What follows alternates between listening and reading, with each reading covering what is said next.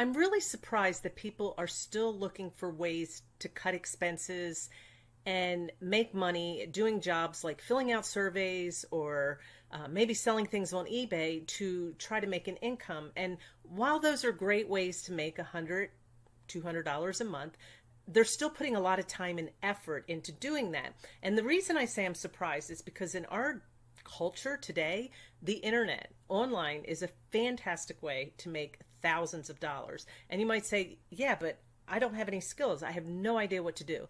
There are hundreds of different jobs that you can do and earn money, enough money to support your family. And that's what I want to go over today is 5 different ways that you can work at home and make thousands and not just hundreds of dollars. Forget about the old ways of making money. I've done them all. The babysitting and the picking up cans and the clipping the coupons. And again, those are great ways maybe to have fun, but are you really making money, or are you spending lots and lots of time making maybe nothing? And you really, what I want you to think about for now on, if there's nothing else you get from today, and I'm going to give it to you now, think about your worth. What is my time worth?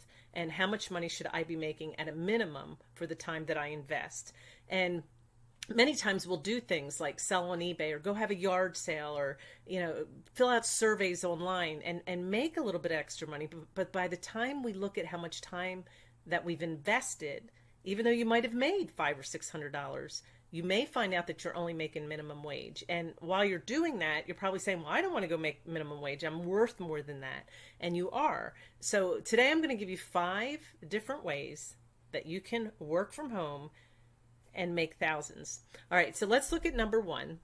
Oh, one of the things I want to share with you too, I'm going to share with you how much money on average that each one of these jobs makes, and then what the average income is per month, and then what kind of skills that you might need. So some of these jobs you need more specific skills, and others you can learn them. You don't have to go to college or something like that. All right, so let's go on to number 1. One way that you can make money from home is with graphic design. And you might say, well, what is that? The skills, a graphic designer is someone that people hire for their business that might make logos. They may design ebook covers. They can design t-shirts. You could become a designer for brochures, cover letters. I'm trying to think of other things, business cards. So think of things that people need in their business and they're looking for someone to design it. And logo comes up a lot for me because I know most businesses need a logo and they're looking for someone to design that for them. They're not, that's not something they do. And especially ebook covers as well. Those are 2 big things. So what kind of skills do you need for that? Well, one skill that you would need is you want to have a good eye for design and enjoy that type of work. And a lot of people have that already. They may find that they like designing things in their home and the color schemes and the things like that. So you have a good idea for design in general, if that makes sense. And you don't need qualifications to start. You can actually just use some of those inherent skills that you have, or just take a quick class somewhere, maybe at a local college or something online in graphic art and design, just to see if there's some more skills that you can learn. But many people that go in the field pretty much know that that's something that they're good at and they enjoy, but they never thought of making money with it. How much does someone like that make? They usually make anywhere from $20 to $45 an hour, and they also earn anywhere from $3,000 to $7,000 a month. Of course, that's working full time, not just part time. Something I want to show you, I have a keyword search tool, and I just want to show you. When I looked up graphic design for hire, over here, people are over 110,000 people a month are searching for logo design. That is huge. My job is affiliate marketing, working online, and just in the crowds and the people I associate with, logo design comes up a lot. They're always looking for someone to do that, because just because you're good at marketing or something else doesn't mean you're good with the design part. You might say, well, where would I go to let people know who I am? And if you go to a site called Fiverr, that's what this is right here, you can go in and promote yourself as a graphic designer. And then if I was looking for a logo, or someone to make my logo or design something for me, I would go in. There's a search tool. I can fill out this little form and say, this is exactly what I'm looking for. And then Fiverr or Upwork, there's two freelance programs that are popular, will say, here are some people that can do what you're looking for. And normally you'll get 50, 60, 70 different recommendations, and you just have to go through and find the right person for you. Sure, can you end up hiring somebody that's not the right person? Sure, that's just part of life, but you can look at their credentials, how long they've been doing it. They get rated every time they do a job. Now, people who charge really low fees are normally new, and they're trying to build up their credibility. And people who've been around for a while already have the good 5-star rating, and they've been around. They're going to charge more. So if you're looking fast for someone that is good, you're going to pay the higher price, and that's what you want to become eventually, is that person. But it doesn't cost you anything to be on the site. Fiverr and Upwork take a percent of your work once that you're paid, but just to be there, there is no fee. Last time I checked. All right, so let's look at the next one. Another one is web designer. Now, this can also be called, you could also go into web developer or a web master. There's 3 different kind of niches within web design, and you just have to find out which niche that you would want to be in. I would say to become a web designer, you probably will have to take a course, but it's something that you can do online and you can learn. You don't have to go off and get a college degree, but if it's something you enjoy doing, the technology, or something you want to learn. I actually have a friend right now that's working to build up her web design business, and she's always calling me and telling me about all the cool plug-in tools there are, and trying to show me all the neat things. And it's really exciting to learn. You can start out with the basics, and then just as you build your business, keep learning more and more as you go, just like with anything else. So it is pretty exciting. Now down here, I did a keyword search again, and web design companies near me came out 720, but right here, professional website designer, close to 500 people a month are searching for that. So people are looking for web designers. If you've ever tried to build your own website, again, it's not that it's difficult, it is time consuming if you don't know what you're doing. You have to learn how to do it. Sure, it's fun.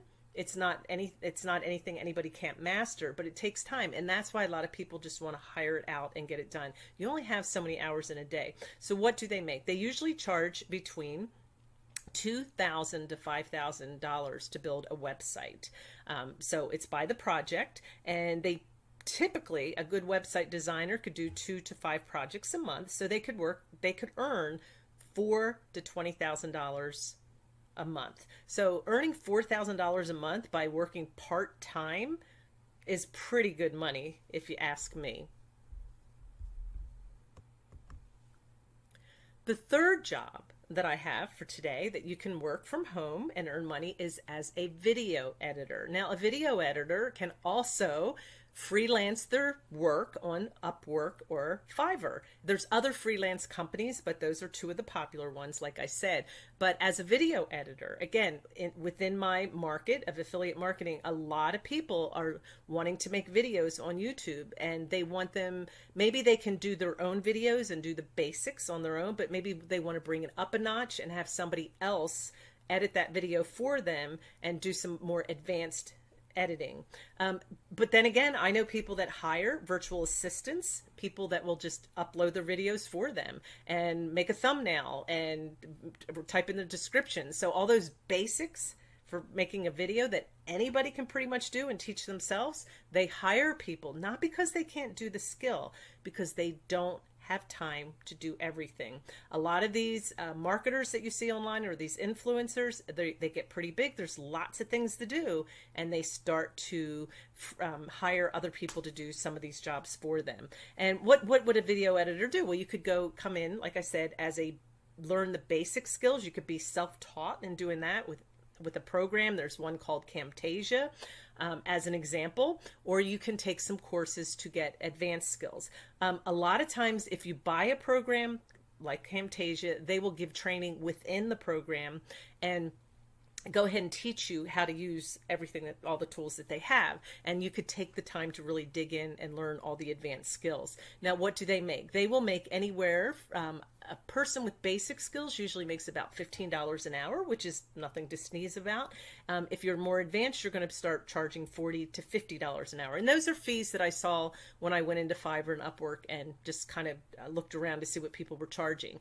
So again, you can make anywhere from $2,000 to $6,000 a month, enough to support your family and stay home and do the work when you want to do it and have the freedom and control of your own life. Job number 4, especially if you'd love to write. Have you ever thought about writing a book or becoming an author? Many people, I know many people that say, I've just always wanted to write a book, but I just don't know how to get it published. It's just very time consuming, costs too much money. You can write your own book. You can even hire people to help you through Fiverr and Upwork. They call them ghostwriters. You might say, I have all these ideas. I've written out the bullet points. I've written out the basics of the book, but I need somebody to come in and just make it pop, give it some more oomph, maybe. And I'm talking about people who aren't fantastic writers. You could still do that. That's called a ghostwriter. Or you can just write your own book and then self-publish it. And how do you sell it? Well, you can go to Amazon. Let me show you. I have a friend. Her name is Zoe Burton, and she used to be a teacher with me. And she told me that when she turned 50, she thought, what am I doing with my life? I have lived all my life working jobs to make money, and I've been in this rut, and all my life I've wanted to be an author. And she said, the only way I'm going to do it full time and really put everything I have into it is to quit my job and really focus. And it's been about 5 years ago that she did that. And she is on Amazon now, Zoe Burton, and she has a slew of books on here, and she sells them through Amazon.